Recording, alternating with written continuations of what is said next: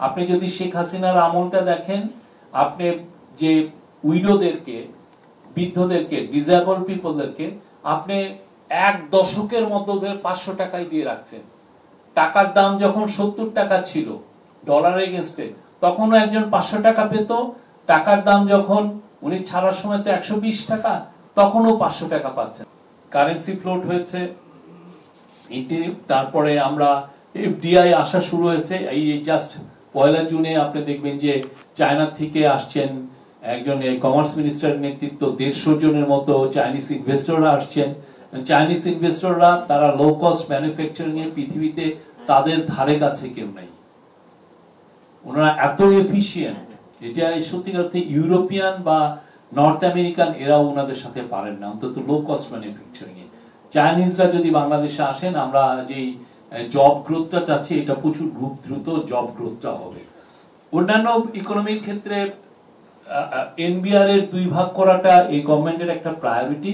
কারণ হিস্টোরিক্যালি আপনারা যদি দেখেন, আপনারা সবাই ইকোনমিক ডেটা জানেন, এবং এখানে যারা ভেটারান জার্নালিস্ট আছেন তারা জানেন যে আমাদের ট্যাক্স কালেকশনটা সবসময় কম ছিল।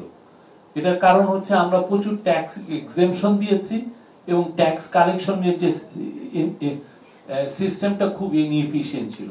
তো চিফ অ্যাডভাইজারের নেতৃত্বে ইন্টারিম গভর্নমেন্ট এই জায়গাটায় খুব ফোকাস দিয়েছেন। সেই আলোকেই কিন্তু এনবিআর কে 2 ভাগ করা হয়েছে। এটার ফলে যেটা হয়েছে যে আমরা মনে করি যে ট্যাক্স কালেকশন বাড়বে। আর ট্যাক্স কালেকশন বাড়লে হয় কি, আপনি আপনার মতো করে স্পেন্ড করতে পারেন। আপনি আপনার এই যে আপনার বাড়ছে, আপনার ফরেন ডেট সার্ভিসিংটা আপনার বাড়ছে, সেটাকে তো আপনার ম্যানেজ করতে হবে। আপনার বাজেটের একটা বড় অংশ চলে যায় ফরেন ডেট সার্ভিসিং এর জন্য। আপনার ট্যাক্স কালেকশন বাড়লে ওইটা কমে আসে।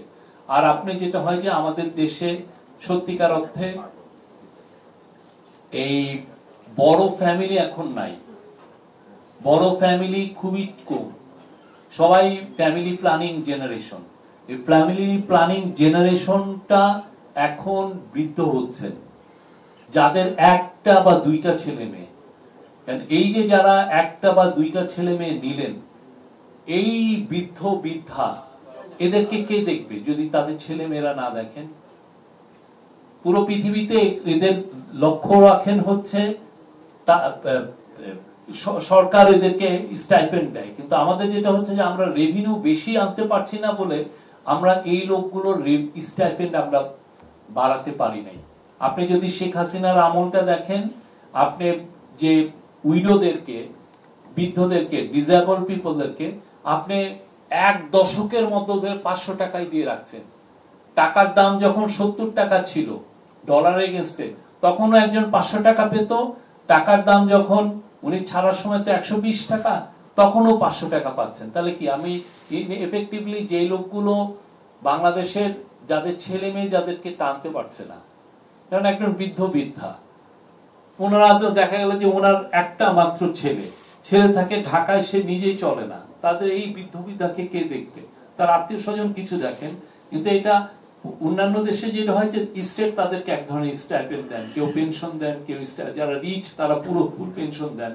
তা আমাদের দেশে আমরা এই সোশ্যাল স্পেন্ডিংটা বাড়াইতে পারতেছি না। এটার মূল কারণ হচ্ছে আমরা তো ট্যাক্স বেশি কালেক্ট করতে পারি না। সেই জন্য ট্যাক্স কালেকশনটা খুবই জরুরি। প্রফেসর ইউনূসের যে ইকোনমিক রিফর্মস এর one of the major pillar হচ্ছে যে আমাদের ট্যাক্স কালেকশনটা বাড়াতে হবে। সেটা তো পারা যাচ্ছে না, এখন অনেকে এটাকে প্রোটেস্ট করছেন, কিন্তু এইটা কতটা ভাইটাল, এটা ছাড়া বাংলাদেশে সত্যিকার অর্থে ডেভেলপমেন্ট স্পেন্ডিং আপনি করতে পারবেন না। মানুষের দরিদ্র, হতদরিদ্র মানুষের পাশে আপনি দাঁড়াতে পারবেন না।